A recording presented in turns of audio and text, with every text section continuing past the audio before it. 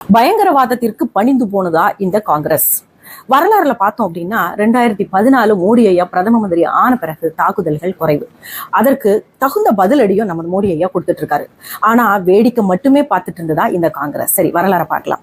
2005 டெல்லி தொடர் வெடிகுண்டு தாக்குதல்ல 70 பேர் கொல்லப்பட்டிருக்காங்க. 2006 வாரணாசி வெடிகுண்டு தாக்குதல்ல 28 பேர் கொல்லப்பட்டிருக்காங்க. 2006 அகைன் மும்பை ரயில் வெடிகுண்டு தாக்குதல்ல 209 பேர் கொல்லப்பட்டிருக்காங்க. அகைன் 2006 பிளேகான் வெடிகுண்டு தாக்குதல்ல 40 பேர் கொல்லப்பட்டிருக்காங்க. 2007 சம்ஜௌதா வெடிகுண்டு தாக்குதல்ல 70 பேர் கொல்லப்பட்டிருக்காங்க. 2006 ஜெய்ப்பூர் வெடிகுண்டு தாக்குதல்ல 71 பேர் கொல்லப்பட்டிருக்காங்க. எவ்வளவு பேர்? 2008 அகமதாபாத் வெடிகுண்டு தாக்குதல்ல 56 பேர் கொல்லப்பட்டிருக்காங்க. 2008 டெல்லி வெடிகுண்டு தாக்குதல்ல 36 பேர் கொல்லப்பட்டிருக்காங்க. 2008 அகைன் மும்பை பயங்கரவாத தாக்குதல்ல 171 பேர் கொல்லப்பட்டிருக்காங்க. 2010 பூனே வெடிகுண்டு தாக்குதல்ல 17 பேர் கொல்லப்பட்டிருக்காங்க. 2011 மும்பை வெடிகுண்டு தாக்குதல்ல 26 பேர் கொல்லப்பட்டிருக்காங்க. அகைன் 2011 டெல்லி வெடிகுண்டு தாக்குதல்ல 15 பேர் கொல்லப்பட்டிருக்காங்க. இப்படி 2013 கூட ஹைதராபாத் வெடிகுண்டு தாக்குதல்ல 18 பேர் கொல்லப்பட்டிருக்காங்க. இப்படி நூற்றுக்கணக்கான பேர் கொல்லப்பட்டிருக்காங்க காங்கிரஸ் ஆட்சியில.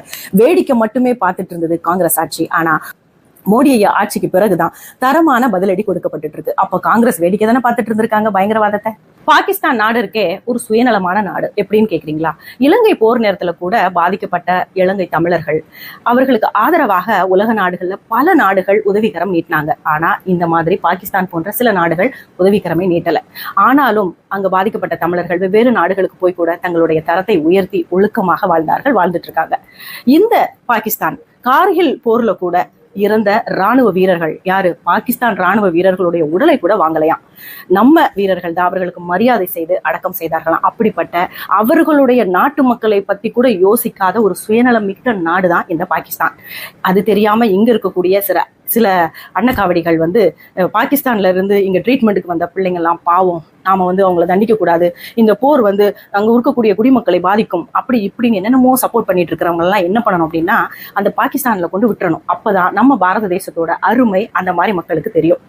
ஆஸ்திரேலியா போன்ற நாடுகள் எல்லாம் இந்த கள்ள குடியுரிமை பெற்றவர்களுக்கு தனியா தீவுல போட்டு அடைச்சிருவாங்களாம். அதே மாதிரி நம்ம பாரத தேசத்துக்குள்ள இந்த கள்ள குடியுரிமை பெற்று உள்ள இருக்கக்கூடியவர்களை அந்தமான் போன்ற தனி தீவுல சிறையில அடைக்கணும். அப்பதான் சரி வருவார்கள்.